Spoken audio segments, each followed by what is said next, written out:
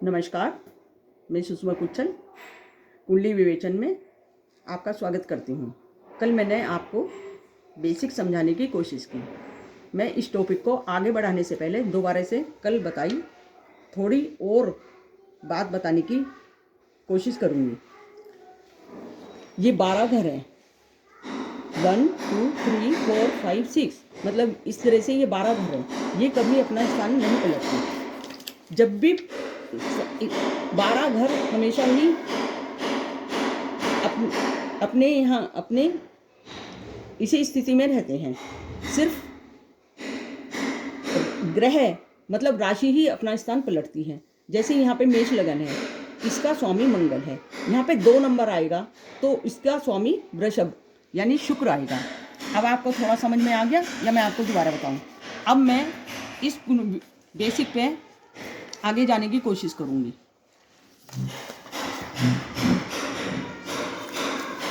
ये मैंने एक लिस्ट बनाई है देव और दानव की, जिसमें मंगल, चंद्रमा, गुरु और सूर्य। आप समझ रहे हैं? देव की लिस्ट में मंगल, चंद्रमा, गुरु और सूर्य हैं। दानवों की लिस्ट में शुक्र, शनि, राहु और केतु हैं। देवताओं की लिस्ट में मंगल, चंद्रमा, गुरु और सूर्य। दानवों की लिस्ट में शुक्र, शनि, राहु और केतु। बुध मैंने आपको एरो के निशान से बीच में सेंटर में दे दिया है। अब मैं आपको समझाने की कोशिश करूंगी बुध जो ग्रह है इसके कौन दुश्मन है और कौन शत्रु है और कौन मित्र हैं। देवताओं की श्रेणी में मंगल और चंद्रमा बुध के अति शत्रु हैं। गुरु और सूर्य बुध के अति मित्र हैं। आप समझ गए? दानवों की श्रेणी में बुध के शुक्र, शनि, राहु और केतु चारों ही ग्रह बुध के अति मित्र हैं।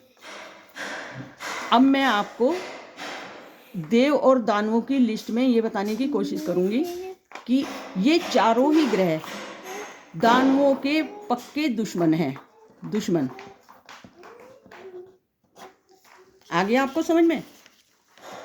इसका उपयोग हम जब कुंडली विवेचन करते हैं तब हम आपको आगे बताएंगे। अब हम आ रहे हैं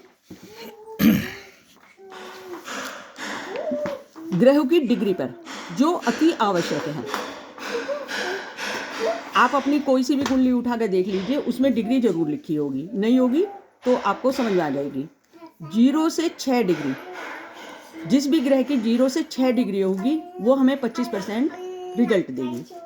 6 से 12 डिग्री वाली 50%, 12 से 18 डिग्री पे 100%, 18 से 26 की 50%, 24 से 30 वाली डिग्री होगी तो 25%। जो 0 से 1 और 2 होगी वो 0% ही रिजल्ट देगी, और जो 29 से 30 डिग्री होगी वो भी 0% रिजल्ट देगी। मैं आपको दोबारा समझा रही हूँ। 0 से 6 डिग्री 25%, 6 से 12 डिग्री 50%, 12 से 18 डिग्री 100%, 18 से 26 डिग्री 50%, 24 से 30 डिग्री 25%। 0 से 1 या 2 डिग्री वो हमेशा 0 ही रिजल्ट देगी। 29 से 30 डिग्री हमेशा 0 रिजल्ट देगी। अब मैं आपको एक मेष लगन की कुंडली उठा रही हूँ, एक जातक की। ये एक मेष लगन की कुंडली है, जिसके लगन में ये लिखा है 1 नंबर। ये मेष लगन की कुंडली है। मैं आपको बता दूं, मेष लगन है ना। इसके लगन में सूर्य, राहु और शुक्र, सूर्य, राहु, शुक्र, ये 3 ग्रह बैठे हैं। आपको मैंने देव दानव की लिस्ट दिखाई थी, जिसमें शुक्र और राहु अति मित्र हैं, सूर्य इनका दुश्मन है। ये दानवों की श्रेणी में आए, ये देवताओं की श्रेणी में आई। मगर ये घर पक्का घर ये इसका मंगल का है। मंगल कहाँ बैठ गया? इसका 9वें भाव में, जो मैंने आपको पिछली कुंडली में बताया था कि मंगल धनु राशि में है, जिसका स्वामी बृहस्पति है। मंगल बृहस्पति का अति मित्र है, जो मैंने मित्र की कुंडली में आपको दिखाया है, ये वाला। सूर्य भी मंगल का मित्र है। राहु और शुक्र दोनों मित्र हैं। कोई भी इस जातक की कुंडली को देख के ये बता सकता था कि ये काल सर्प दोष है, मगर मेरे हिसाब से ये काल सर्प दोष नहीं है। क्यों? मैंने डिग्री आपको बताई थी। डिग्री के हिसाब से इस जातक की जो डिग्री है वो है 0, 1, 2, मतलब इसका रिजल्ट खत्म। ये बिल्कुल समाप्त हो गया, ये हट गया। अब शुक्र की डिग्री आ गई। शुक्र भी सूर्य का दुश्मन है, मगर इसकी डिग्री भी 0, 6, ये 25% देगा। 25% कब रिजल्ट देगा? जब शुक्र की दशा चलेगी इस जातक पर। अब आगे हम सूर्य पे। सूर्य मंगल का दोस्त है, सूर्य मंगल के घर में बैठा, इसलिए ये दोनों दोस्त होंगे।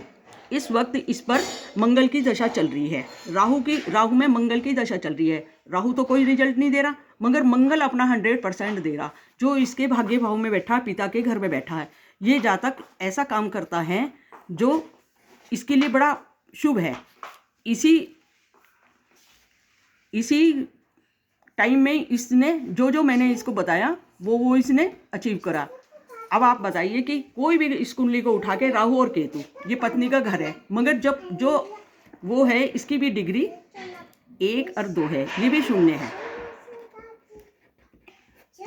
2 नंबर है, ये वृषभ राशि है, इसका स्वामी शुक्र है। शुक्र इसका पक्का घर है।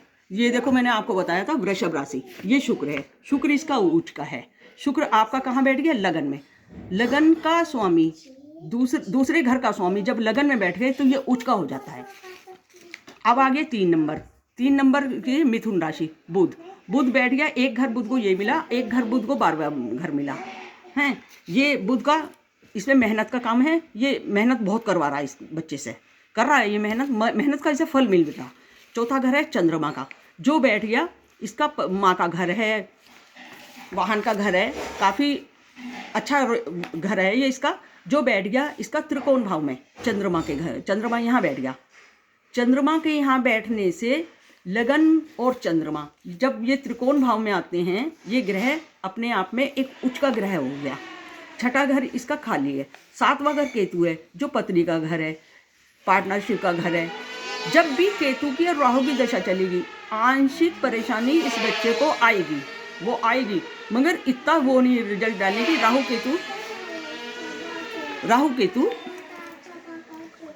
0 है। आगे के टॉपिक मैं कल बताऊंगी।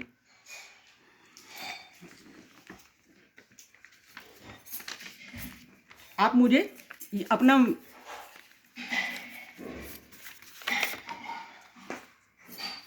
कल मैं किसी नए विषय पे बात करूंगी। मेरा अगले विषय वास्तु से संबंधित होगा। आप मुझे कमेंट या मैसेज कर सकते हैं। कोई भी आपकी ज्योतिष या वास्तु से संबंधित परेशानी हो, आप मुझे अपनी परेशानी भेज सकते हैं। नमस्कार।